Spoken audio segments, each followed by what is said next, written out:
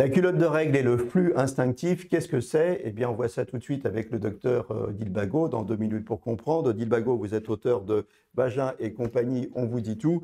Alors, cette fameuse culotte de règle. Culotte de règle et flux instinctif, eh bien, ce sont des nouveaux modes de protection que commencent à rechercher les femmes au moment de leurs règles.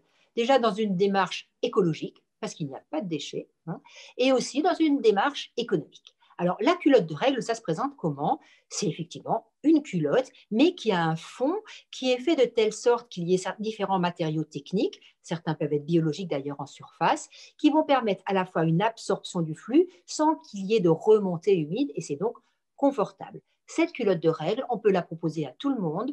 J'ai pas mal de patientes qui leur proposent à leur petite fille ou leur jeune fille, hein, quand elle a 11-12 ans pour ses premières règles. C'est peut-être un petit peu plus facile au départ.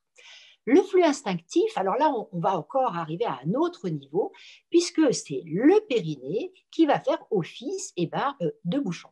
Il faut serrer son périnée, retenir les règles qui sont à l'intérieur, et c'est quand on va aux toilettes qu'on va relâcher en fait le sang qui s'est accumulé dans le vagin.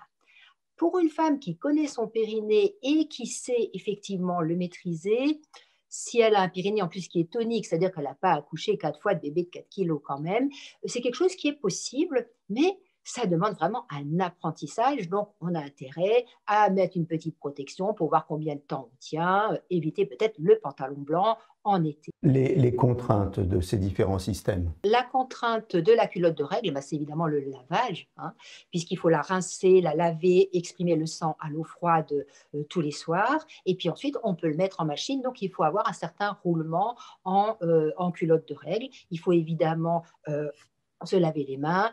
Il n'y a pas trop d'odeur. Et pour le flux instinctif, la contrainte, il faut être prêt à un petit accident de temps à autre. Voilà, à très bientôt.